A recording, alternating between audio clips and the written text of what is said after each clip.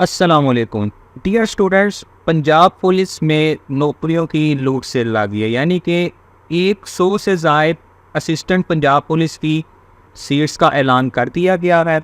आज की वीडियो में हम देखेंगे कि असिस्टेंट पंजाब पुलिस जो कि 16वें स्केल की सीट है और इसमें आप प्रमोशन करते करते 20वें स्केल पर चले जाएंगे। हम देखेंगे कि इस असिस्टेंट पंजाब पुलिस की सीट पर कौन कौन अप्लाई कर सकता है, इसके लिए एजुकेशन कितनी रिक्वायर्ड है, लास्ट डेट क्या है अप्लाई करने के लिए, एज लिमिट क्या है अप्लाई करने के लिए, और इसके अलावा हम अप्लाई करने का मुकम्मल तरीका आपके साथ शेयर करेंगे। मुकम्मल अप्लाई करके दिखाएंगे आपको और फीस सबमिट करके दिखाएंगे। और इसके अलावा हम ये भी देखेंगे अगर आप इसकी तैयारी करना चाहते हैं तो इसकी तैयारी कैसे करें। 102 सीट्स हैं और ये बहुत ही सुनहरी मौका है कि आप सिर्फ एक पेपर देकर पंजाब पुलिस में 16वें स्केल पर भर्ती हो जाए। तो अगर आप पंजाब पुलिस और FIA जैसे डिपार्टमेंट्स में जाना चाहते हैं तो आपके लिए बहुत सुनहरी मौका है। तो चलिए देखते हैं कि कौन इसमें अप्लाई कर सकते हैं। सबसे पहले हम PPSC की वेबसाइट से एडवर्टाइजमेंट ये आपके सामने डाउनलोड किया है, तो आप ये देख सकते हैं कि 102 पोस्ट हैं टोटल। इसमें ओपन मेरिट में 77 सीट्स हैं और इसमें जो स्पेशल पर्सन का कोटा है वो 5 है, माइनॉरिटी का कोटा 2 है और वीमेन के लिए 18 सीट्स हैं। जहाँ तक इसकी एजुकेशन रिक्वायर्ड है, एजुकेशन में आपके पास बैचलर सेकंड डिवीजन होना चाहिए। बैचलर्स का मतलब होता है 14 साल तक किसी भी सब्जेक्ट में किसी भी यूनिवर्सिटी से। आपके पास अगर 14 ईयर ऑफ एजुकेशन है तो आप अप्लाई कर सकते हैं। इसके अलावा अगर आपके पास BS ऑनर्स यानी कि 4 साल डिग्री है या 4 साल प्रोग्राम है यानी कि BCom ऑनर्स BB ऑनर्स, आप तब भी अप्लाई कर सकते हैं।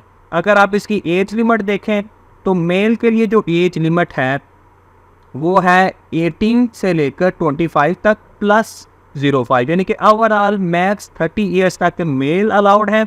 और फीमेल के लिए जो एज लिमिट है वो है 18 to 25 प्लस एज, यानी कि फीमेल के लिए जो टोटल एज है वो 33 ईयर्स ऑफ एज है। और age and sex of transgender है। अगर वो ट्रांसजेंडर अप्लाई कर रहे हैं तो उनके CNSE के बेस पर ये डिटरमिन किया जाएगा। देन इसका जो सिलेबस है वो GK बेस पेपर होगा। तो अब हम देखते हैं कि आपने इसके लिए ऑनलाइन अप्लाई कैसे करना है। ऑनलाइन अप्लाई करने के लिए हम PPSC की वेबसाइट पर जाएंगे। जैसा कि ये मैंने आपके सामने PPSC की वेबसाइट ओपन कर रखी है, मैं आपके सामने एक दफ़ा फिर ओपन करके दिखा देता हूँ। आपने PPSC लिखना है और इसके फॉर्म पेज पर आ जाना है। होम पेज पर आप आएंगे तो ये साइट पर आप देख सकते हैं, ये आपको अप्लाई ऑनलाइन का ऑप्शन नज़र आ रहा है। आपने अप्लाई ऑनलाइन पर क्लिक करना है। जैसे ही हम अप्लाई ऑनलाइन पर क्लिक करेंगे तो आपने इधर I have read and understood this पर क्लिक करना है। देन अब आपने इधर से देखें कितनी ज़्यादा पोस्ट शो हो रही हैं, आपने किस पर अप्लाई करना है। इस पर अप्लाई करने के पोस्ट सेलेक्ट करने के 2 तरीके होते हैं। आप यहाँ से देखें, जो एडवर्टाइजमेंट थी मैंने बोली थी, यहाँ पर इन्होंने केस नंबर दिया हुआ है ये 18H2024। R को आप दरम्यान से इग्नोर कर दें, 18H2024। आप इधर सर्च बार में आकर 18H2024 लिखेंगे और ये आपके सामने असिस्टेंट पंजाब पुलिस वाला आ रहा है, तो आप इसके ऊपर क्लिक कर देंगे।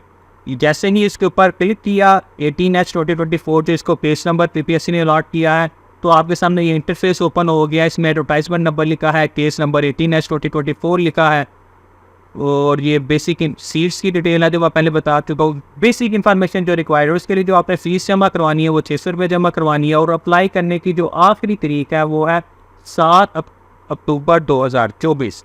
अब इसके ऊपर ये है क्वालिफिकेशन सेट्स। आप यहाँ से क्वालिफिकेशन सेट्स भी देख सकते हैं, उन्होंने कौन कौन सी डिग्री अप्लाई कर सकते हैं। देखिए एक ही सेट उन्होंने दिया है, यानी कि आपके पास मैट्रिकुलेशन होना चाहिए, इंटरमीडिएट होना चाहिए और बैचलर यानी कि 14 ईयर ऑफ एजुकेशन होनी चाहिए।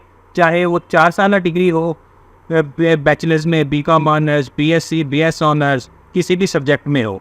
14 ईयर मिनिमम और मैक्सिमम अगर आप जितनी हो वो तो हो सके, लेकिन यह है कि मैक्सिमम में अगर आपके पास 4 साल डिग्री है आप वो सिलेक्ट कर सकते हैं, लेकिन उससे ज़्यादा आप डिग्री अगर MPhil भी हैं तो आप MPhil यहाँ पर ऐड नहीं कर सकेंगे। PPSC का रूल है, जो एजुकेशन उन्होंने मांगी होती है आप उससे ज़्यादा एजुकेशन ऐड नहीं कर सकते। तो ये एजुकेशन सेट आपके सामने आ गया। अब हम यहाँ पर प्रोसीड पर क्लिक करेंगे। यहाँ पे प्रोसीड पर क्लिक किया तो यहाँ पर आपने इसको चेक करना है, I confirm that I have read the step by step procedure and important instruction for applying online. तो ये इंफॉर्मेशन है, या आप एक दफ़ा पढ़ लीजिएगा। यहाँ पर आप अपना शनाख्ती कार्ड नंबर ऐड करेंगे विद डैशेस, जैसा कि मैं इधर शनाख्ती कार्ड एक ऐड कर रहा हूँ। अब जैसे ही आपने एक दफ़ा CNIC विद डैशेस ऐड करना है, दूसरी दफ़ा विद डैशेस ऐड करना है, उसके बाद प्रोसीड के ऊपर क्लिक कर देना है। प्रोसीड के ऊपर क्लिक किया तो आपने यहाँ पर अपना ईमेल लिखना है, वो ईमेल लिखना है जहाँ पर आपको ईमेल मौसूल हो सके। तो मैं यहाँ पर ईमेल लिख रहा हूँ। ईमेल लिखने के बाद आप यहाँ पर अपना फ़ोन नंबर डालेंगे। फ़ोन नंबर आपने अपना वो वाला डालना है जो दूसरे नेटवर्क पर कन्वर्ट ना हुआ हो। फॉर एग्जांपल, अगर आपका जैस का नेटवर्क है वो जोंग पर कन्वर्ट ना हुआ हो, दूसरे नेटवर्क पर कन्वर्ट ना हुआ हो। अगर दूसरे नेटवर्क पर कन्वर्ट हुआ होगा तो आपको PPSC की तरफ से मैसेज नहीं आएगा। तो कोशिश करें आपने वही नंबर डालें जो दूसरे नेटवर्क पर कन्वर्ट ना हुआ हो। ईमेल और फ़ोन नंबर ऐड करने के बाद अब आपने प्रोसीड पर दोबारा क्लिक करना है। जैसे ही प्रोसीड पर क्लिक करेंगे वो आपसे एक दफ़ा फिर कंफर्म कर रहा है कि आपने ईमेल और फ़ोन नंबर जो डाला है क्या ये ओके है। एक दफ़ा पढ़ लें, आप पढ़ कर दोबारा फिर इसको वेरीफाई पर क्लिक करें कि यस इट इज़ ओके। अब आपने यहाँ पर फर्स्ट नंबर पे जेंडर सेलेक्ट करना है अपना, तो मैंने इधर जेंडर सेलेक्ट किया। देन आप अपनी डेट ऑफ बर्थ सिलेक्ट करेंगे। डेट ऑफ बर्थ सिलेक्ट करने के लिए आप इसे बैकएंड पे ले जाएं, इसे साल को इस तरह बैकएंड पे लेके जा सकते हैं। यहाँ पर ईयर सेलेक्ट करें, मंथ सेलेक्ट करें और डेट सेलेक्ट कर लें। उसके बाद आप सिलेक्ट करें, वो पूछ रहा है आर यू गवर्नमेंट एम्प्लॉय। अगर एम्प्लॉय है तो नो कर दें, अगर एम्प्लॉय नहीं है तो नो कर दें, अगर एम्प्लॉय है तो येस कर दें। In my case yes government employ, तो मैं येस कर रहा हूँ। जैसे ही मैंने येस पर क्लिक किया वो पूछ रहा है मुझसे कि select service type. Service type क्या है, पंजाब में है, फेडरल में या autonomous body. In my case federal है, मैं फेडरल पर क्लिक कर रहा हूँ। सिलेक्ट सर्विस नेचर, वो पूछ रहा है रेगुलर है, कॉन्ट्रेक्चुअल है या एड हॉक पर है। In my case it is regular, मैं रेगुलर पर क्लिक कर दिया। डेट ऑफ ज्वाइनिंग वो पूछ रहा है, तो ये उसके लिए है जो जॉब कर रहा है। अगर आप जॉब नहीं कर रहे तो आप इस सेक्शन को अगर सिंपली नो पर क्लिक करेंगे तो आपको ये ऑप्शन शो नहीं होंगे। अगर जॉब ना करने वाले ये वीडियो देख लें तो इस सेक्शन से परेशान ना हो, उनको ये ऑप्शन शो ही नहीं होगा। तो अब मैं इधर कर रहा हूँ ऐड लेंथ ऑफ सर्विस, अब इधर जितनी हुई है तो यहाँ पे मैंने अपनी लेंथ ऑफ सर्विस ऐड कर दी। अब वो पूछ रहा है कि आपने क्या NOC लिया है जहाँ पे आप जॉब कर रहे हैं, तो येस पर क्लिक करें अगर आपने किया है।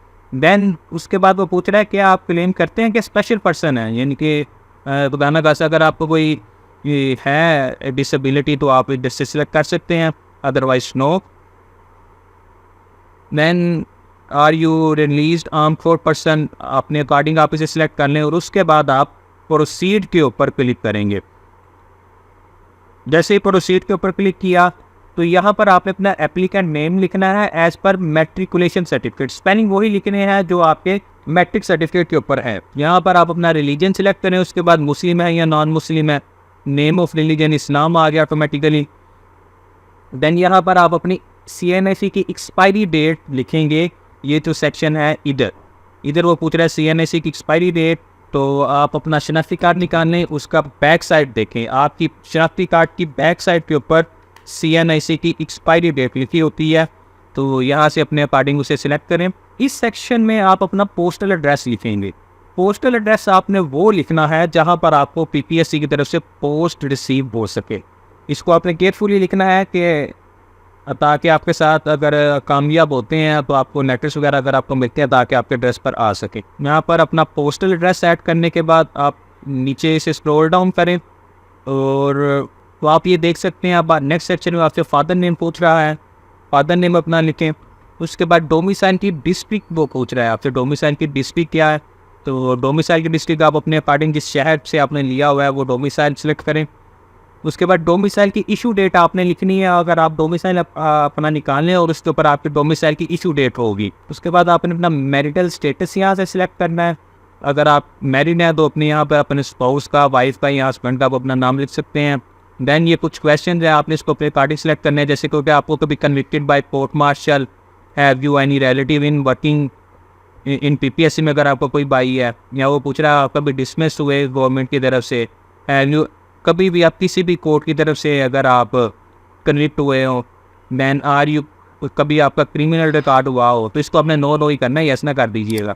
लेकिन ये जो PPSC वाला ना, have you any relative working in applied, या इसको आपने लाजमी नो करना है, सॉरी अपने अकॉर्डिंग करना है, इन माई केस तो नो है, लेकिन बाकी में जो है उसके बाद ये मेडिकल के स्टूडेंट्स के लिए आप इसको इग्नोर कर दें। And then number of chances avail for this post, आप ये जो चांसेस है ना, ये आपने केयरफुली सिलेक्ट करनी है। अवेल चांसेस का मतलब होता है for example assistant Punjab police की ये सीट है ना, आपने इस पर अप्लाई किया, आपकी 4 पासिंग मार्क्स होते हैं 40, आपके नंबर्स आ गए 41, लेकिन आपका मेरिट लिस्ट में नाम नहीं आया, तो आपका ये चांस अवेल नहीं हुआ।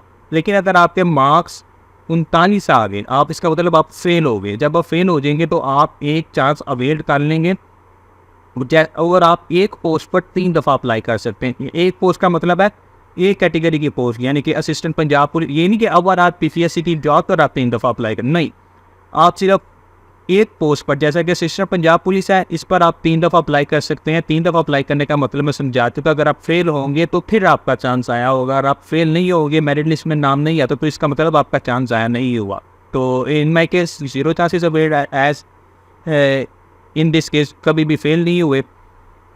और यहाँ से आपने अपना एग्जामिनेशन सेंटर सेलेक्ट करना है। इसमें जो लिस्ट में अवेलेबल है एग्जामिनेशन सेंटर बहावलपुर में है, DG खान में है, फैसलाबाद में है, लाहौर है, मुल्तान है, रावलपिंडी है, सरगोदा है। तो नियरेस्ट आपको जो लगता है आप उसके अकॉर्डिंग अपना एग्जामिनेशन सेंटर सेलेक्ट करें और सेव इन्फॉर्मेशन के ऊपर क्लिक करें। सेव इन्फॉर्मेशन पर क्लिक करने के बाद दोबारा आपके सामने प्रोसीड का ऑप्शन आएगा, आपने प्रोसीड के ऊपर क्लिक कर लेना है। जैसे ही आप प्रोसीड के ऊपर क्लिक करेंगे तो आपके सामने फी जनरेशन का ये फॉर्म जनरेट होकर आ गया है। तो अगर आप देख सकते तो ये लिखा हुआ है आपके सामने PSID नंबर। इस PSID नंबर को आपने जमा करवाना है ऑनलाइन, UBL के थ्रू, जैज़ कैश के थ्रू, इजी पैसा के थ्रू, किसी भी बैंक के थ्रू आप अप्लाई कर सकते हैं। इसके ऊपर मैंने वीडियोस बनाई हुई है कि आपने ऑनलाइन फीस कैसे पे करनी है, इसी वीडियो के डिस्क्रिप्शन में अवेलेबल है। अगर आपको फ़ीस पे करना नहीं आती तो आप वो वीडियो देख सकते हैं कि PPSC की ऑनलाइन फ़ीस कैसे पे करनी है। मैं आपको इसमें यही सजेस्ट करूँगा कि आप अपनी फ़ीस ना बैंक के थ्रू पे, बैंक ऐप के थ्रू पे करिएगा, क्योंकि मैंने मोबाइल ऐप्स जो दूसरी होती हैं नेटवर्क की तरफ से, समटाइम उसकी तरफ से मैंने फ़ीस पे की थी, तो वो आपकी पेमेंट प्रोसेस करने में टाइम लेता है। तो लेकिन जैसे ही आप बैंक ऐप से पे करेंगे तो आप फ़ौरन नेक्स्ट पर क्लिक कर आप नेक्स्ट फेज़ में शामिल, नेक्स्ट पेज पर आप जा सकते हैं अपनी फर्दर इन्फॉर्मेशन डालने के लिए। जैसे ही आप फीस पे कर देंगे आपने द नेक्स्ट के ऊपर क्लिक करना है। ये जो आपके सामने ऑप्शन आ रहा है, आप नेक्स्ट पर क्लिक करना है। तो जैसे मैंने आपके सामने फ़ीस जो पे की है बैंक ऐप से पे की है और फ़ौरन नेक्स्ट पर क्लिक हो गया है। तो बैंक ऐप के थ्रू जो सा मर्जी बैंक हो, बैंक ऐप के थ्रू पे करें। अच्छा, अब आपने इधर वेरियस इन्फॉर्मेशन ऐड करनी है। फ़ी पेमेंट हम ऑलरेडी कर चुके हैं, पर्सनल रिकॉर्ड भी हम ऑलरेडी आपके सामने ऐड कर चुके हैं। अब जो चीज़ें ऐड करने वाली रहती हैं वो रहती हैं, हमने CNIC की फ्रंट जो पार्ट है वो अपलोड करना है, और पिक्चर हमने एक अपलोड करनी है। पिक्चर अगर आपने इसमें जो अपलोड करनी है ना, वो 60 KB से उसकी जो है ना साइज़ है, जो प्रॉपर्टी होती है ना हो। अगर आपने रिड्यूस करनी है पिक्चर को, अब आपने, अगर आपके पास 2 MB की पिक्चर आपने उसे कम करना है, तो इधर रिड्यूस पिक्चर साइज़ लिखें। यहाँ पर आपको बहुत सी वेबसाइट मिल जाएंगी, यहाँ पर आप अपनी इमेज डालें तो रिड्यूस कर आपको लेस दैन 60 KB में कर देगा। एज़ मैंने ऑलरेडी कन्वर्ट करके रखी हुई है, मैंने सेव करके रखी हुई, क्योंकि बार बार अप्लाई करना पड़ता है, तो बार बार जाकर गूगल पर करने की बजाय एक दफ़ा आप रिड्यूस कर अपने पास सिस्टम में सेव रख लें, मोबाइल में सेव रखें। तो यहाँ से चूज़ फाइल के ऊपर क्लिक करेंगे और हम यहाँ से अपना डाटा ऐड कर लेंगे। तो यहाँ से मैं अब जा रहा हूँ अपना पिक्चर अपलोड करने जा रहा हूँ। मैं पिक्चर सेलेक्ट करने के लिए मैंने अपने सिस्टम में रखी हुई है। जैसे ही मैंने पिक्चर सेलेक्ट की तो ये देखे चूज़ फाइल के आगे प्रोफाइल पिक का ऑप्शन आ रहा है। अब ये अपलोड कैसे होगी, अपलोड करने के लिए आप इधर अपलोड पिक्चर के ऊपर क्लिक करें तो आपकी पिक्चर अपलोड हो जाए। पिक्चर मेरी अपलोड हो गई। अब मैंने इस सेक्शन में अपने CNIC कोई पिक्चर अपलोड करनी है। Upload your picture and CNIC in JPG है, आप पिक्चर फॉर्मेट में अपलोड करेंगे। तो मैंने CNIC की भी रिड्यूस करके रखी हुई है, मैं अपना CNIC इधर अपलोड करने लगा हूँ। CNIC सिलेक्ट हो गया, अपलोड CNIC के ऊपर क्लिक किया एंड हियर इट इज़, मेरा CNIC भी अपलोड हो गया है। अब मैं स्क्रॉल डाउन करूँगा, जो रिमेनिंग ऑप्शन सेक्शंस हैं उनको फिल करूँगा। जी गाइस, अब हमने जो अपना डाटा ऐड करना है, एजुकेशनल रिकॉर्ड अपना ऐड करना है। एजुकेशनल रिकॉर्ड ऐड करने के लिए ऐड के ऊपर क्लिक करें। ऐड के ऊपर क्लिक किया, क्योंकि समटाइम्स होता है एक से ज़्यादा सेट्स डिफरेंट डिग्रीज के साथ अवेलेबल होते हैं। यहाँ पर एक ही सेट अवेलेबल है, हम इसी के साथ प्रोसीड फर्दर करेंगे। यहाँ पे प्रोसीड फर्दर करने के बाद सबसे पहले हम अपना मैट्रिक का रिकॉर्ड ऐड करेंगे। मैट्रिकुलेशन यहाँ से, फिर इंटरमीडिएट, फिर बैचलर। सबसे पहले हमने मैट्रिक पे, देन बोर्ड यूनिवर्सिटी यहाँ से सिलेक्ट करेंगे। आपने जिस यूनिवर्सिटी से किया हुआ है वहाँ से आप अपनी ऐड कर दें। सॉरी, जिस बोर्ड से गुजरा, 22 गुजरावाला, 22 लाहौर, 22 DG का, जो भी आपका है। देन आप अपने मेजर सब्जेक्ट सिलेक्ट करेंगे। मेजर सब्जेक्ट आपका क्या था मैट्रिक में अगर आप साइंस था, साइंस लिखने, आर्ट्स था, आर्ट्स लिखने। यहाँ पर आपने अपनी रिजल्ट डिक्लेयर डेट लिखनी है। अगर आप अपना मैट्रिक का सर्टिफिकेट निकालेंगे ना, उसके ऊपर आपकी ये रिज़ल्ट डिक्लेरेशन डेट लिखी होती है। आप अपने रिज़ल्ट कार्ड के बॉटम पर देखेंगे ना, तो वहाँ पर रिज़ल्ट डेट लिखी होगी। हो सकता है आपका कहीं और लिखो, लेकिन लाजमी लिखी होती है, इसमें परेशानी की कोई बात नहीं है। और जो फॉर्मेट आपने डेट लिखते हुए लिखना है, पहले आपने डेट डालनी है, उसके बाद ये ओब्लिक डालना है, उसके बाद आप महीना ओब्लिक यानी कि स्लैश भी कुछ लोग इसे बोलते हैं, यानी कि 13 सा ये एक छोटा आप डंडा डालते हैं। इसको ओब्लिक डालने के बाद आप यहाँ पर फिर महीना डालेंगे। महीना डालने के बाद फिर ओब्लिक डालें और फिर यहाँ पर वो डाल दें, आप अपना साल डाल दें जिस साल अनाउंस हुआ था। यानी कि पहले आप डेट डालेंगे, फिर मंथ और उसके बाद साल। यहाँ से आप अपना एग्जामिनेशन सिस्टम सिलेक्ट करेंगे। एनुअल था या सेमेस्टर सिस्टम, एनुअल, मेरा तो एनुअल था, आप अपने अकॉर्डिंग। फिर मार्क्स ऑफ डेट या CGPA था या मार्क्स था, टोटल मार्क्स, सॉरी यहाँ पर आपने जितने मार्क्स हासिल किए वो लिखेंगे और नीचे जो टोटल मार्क्स थे आप वो लिखेंगे।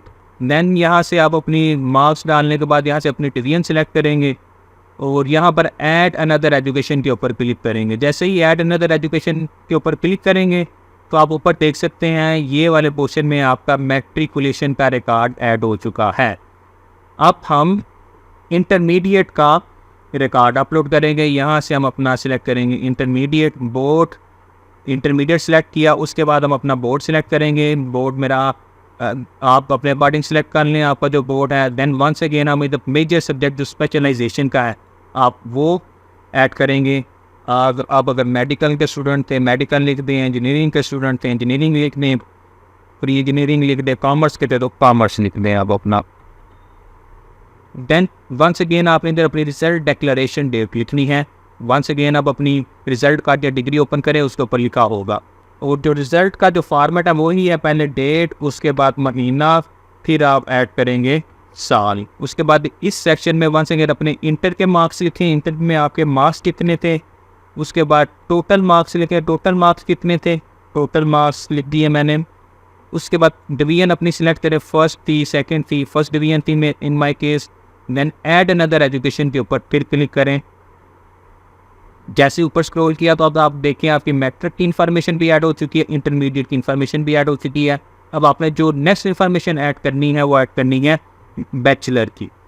बैचलर के ऊपर क्लिक किया तो यहाँ से अब आप बोर्ड तो होगा नहीं, अब आपने जैसे अपनी यूनिवर्सिटी सेलेक्ट करनी है जहाँ से आपने किया हो। जैसे कि in my case there is Punjab university. आप अपने अकॉर्डिंग जहाँ से आपने अपने बैचलर किया था वहाँ की यूनिवर्सिटी लिखनी। Then major subjects once again finance. In my case, you have to select according to your specialization. Then result declaration date क्या थी उसी फॉर्मेट में लिखनी है, पहले डेट, फिर महीना, फिर पासिंग ईयर। उसके बाद यहाँ से आप अपना एग्जामिनेशन सिस्टम सिलेक्ट करेंगे, एनुअल था या सेमेस्टर सिस्टम। तो मेरा बैचलर सेमेस्टर सिस्टम में था तो मैंने सेमेस्टर सिस्टम सिलेक्ट कर लिया। देन मार्क्स ऑफ डेट या CGPA, मेरा CGPA था तो मैं इधर अपना CGPA लिखूँगा। यहाँ पर आपने टोटल CGPA या नंबर अपने लिखते जो आपके है, अगर आप मार्क्स थे मार्क्स लिखे, CGPA था CGPA लिख ले। उसके बाद आपने परसेंटेज में आना है। यहाँ पर आपने परसेंटेज वो लिखनी है जो एज़ पर अगर आपने सेमेस्टर सिस्टम दिया हुआ है तो आपकी ट्रांसक्रिप्ट के ऊपर उन्होंने खुद यूनिवर्सिटी वालों ने परसेंटेज निकाल कर लिखी होगी। नंबर जो होते हैं उसकी परसेंटेज या CGPA की परसेंटेज नहीं निकालनी। यूनिवर्सिटी ने अपने फार्मूला के तहत जो परसेंटेज निकाल कर दी है वो अपना रिजल्ट कार्ड देखेंगे उसके ऊपर लिखी होगी, आपने वो भी परसेंटेज इधर लिखनी है। परसेंटेज लिखने के बाद यहाँ से वंस अगेन अपने डिवीजन सेलेक्ट करें जो बैचलर की थी। In my case first division select करना। इसके बाद आप once again add another education के ऊपर क्लिक करना है।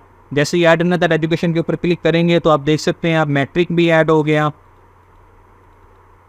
इंटरमीडिएट भी ऐड हो गया और बैचलर भी ऐड हो गया। अब हमने करना क्या है, नीचे आकर वेरीफाई के ऊपर क्लिक करना है। ये इस हिस्से में वेरीफाई एजुकेशन डिटेल के ऊपर क्लिक किया तो वेरीफाई एजुकेशन पे जैसे क्लिक करेंगे तो फिर वो कह रहा है you have enter all required qualification details, you can press the save information button to end the education feeding. Save information के ऊपर क्लिक करें, वो क्या कह रहा है एकेडमिक रिकॉर्ड सेव सक्सेसफुली, अब नेक्स्ट के ऊपर क्लिक करें। तो व्यूअर्स यहाँ पर हमारा एजुकेशन रिकॉर्ड भी ऐड हो गया। अब हम देखते हैं हमारा कौन सा सेक्शन रह गया है। स्क्रॉल डाउन किया तो आपके सामने अब जो रह गया है सर्विस रिकॉर्ड है, एक्सपीरियंस स्टेटस। अगर आपकी गवर्नमेंट सर्विस है तो यहाँ पर लाजमी ऐड पर क्लिक करें, अगर नहीं है तो नॉट एप्लीकेबल के ऊपर क्लिक करेंगे तो साथ ही आपको सबमिट का ऑप्शन आ जाएगा। इन माई केस सर्विस रिकॉर्ड है तो मैं सर्विस रिकॉर्ड यहाँ पर ऐड करने लगा हूँ।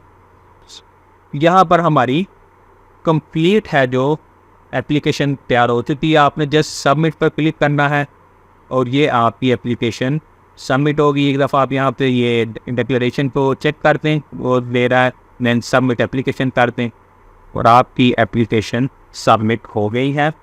तो अब चलते हैं, हम देखते हैं कि आपने इसकी तैयारी कैसे करनी है। तैयारी करने के लिए आपने क्या करना है कि PPSC इम्तियाज़ शरीफ की जो बुक है पास पेपर सी, उस बुक का मुताला करें। वो सारी बुक आपको लाजमी आनी चाहिए, लेकिन इसके बावजूद पेपर क्यों नहीं क्लियर होता, पेपर क्योंकि उसको आप रट्टा लगाते हैं, MCQs को सर्च नहीं करते, टॉपिक वाइज सर्च नहीं करते।